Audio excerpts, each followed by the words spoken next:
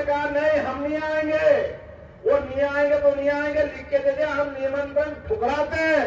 अरे वाह, लोकतंत्र में राजनीति भी करना चाहते हो और भगवान राम के निमंत्रण को ठुकराओगे।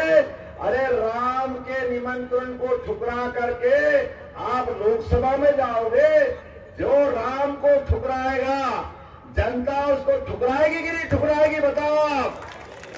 इधर से आवाज नहीं रही, ठुकराएगी कि नहीं ठुकराएगी? किस मुंह से आओगे आप? भगवान राम के निमंत्रण को ठुकराओगे, आप वोट मांगने आओगे, अपने आप को बड़े पता नहीं क्या क्या कहलाते, लेकिन ये भगवान राम के लक्षण आपको शोभा नहीं देते, भगवान राम का अपमान आपको शोभा नहीं देता।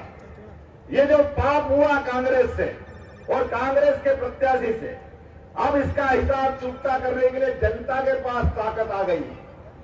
भगवान कृष्ण के काल से आप सबको, जैसे भगवान ने उंगली पे क्या धारण किया था, क्या धारण किया था?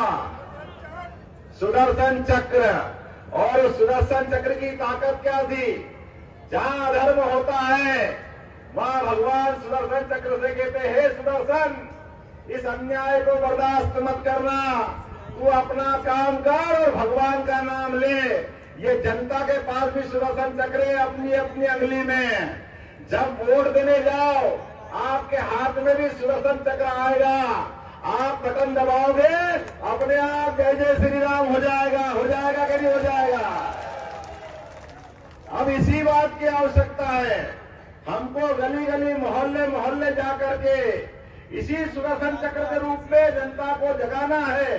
हमको खुद को नरेंद्र मोदी बनना है, हमको पारस पत्थर बनना है।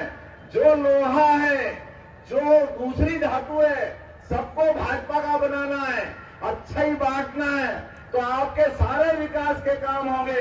अभी लगभग 35,000 करोड़ की योजना इसी जिले के लिए आई है, जोरदार तालियां बजाओ, जिसके माध्यम से पार्वती, काली सिंध, चंबल योजना का लाभ इस पूरे सूखे क्षेत्र के लिए मिलेगा।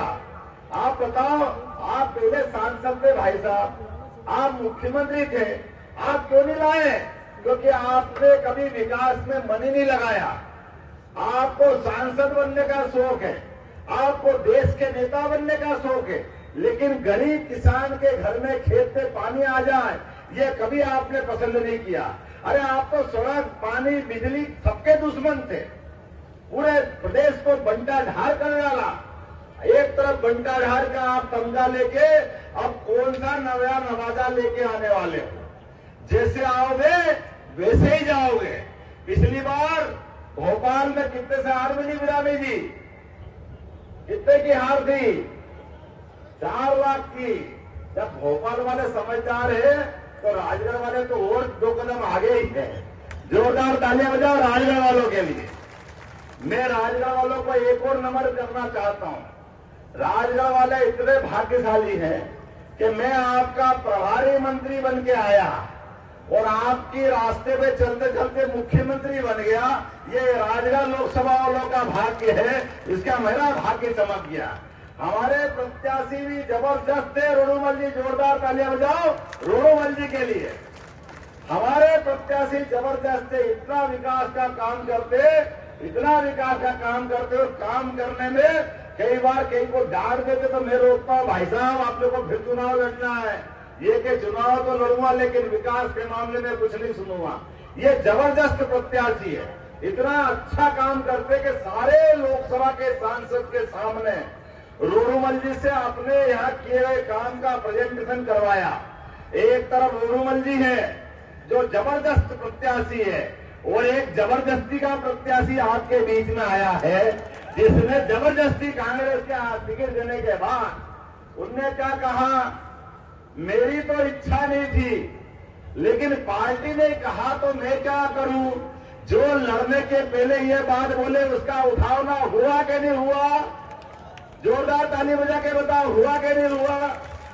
जिस व्यक्ति के मन में चुनाव लड़ने के पहले अगर अपने चुनाव में जीत की ललक नहीं है, जीतने की इच्छा शक्ति नहीं है, उसका कौन साथ देगा?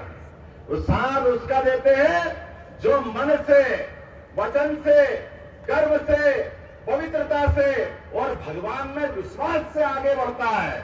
मुझे इस बात की खुशी है, परमात्मा की दया से हमारी पार्टी इस बात में खरी उतरती है, इसलिए भारतीय जनता पार्टी नाम रखती है। और ये खिलता हुआ कमल ऐसे फैले हुए कीचड़ में अपनी आभा बिखेरते हुए नरेंद्र मोदी के नेतृत्व में फिर एक बार सरकार बनाएगा और दुनिया में डंका बजाएगा, भारत दिव्य और भव्य बनेगा। तो आपका वोट, आपका सबका वोट भाजपा के विजय के लिए नहीं, भारत को दुनिया का नंबर 1 देश बनाने के लिए और हमारा मध्य प्रदेश नंबर 1 प्रदेश बनाने के लिए वोट देना है। मेरी बात से सहमत हो तो सब खड़े हो जाओ अपनी जगह, बांध लो मुट्ठी और संकल्प करो।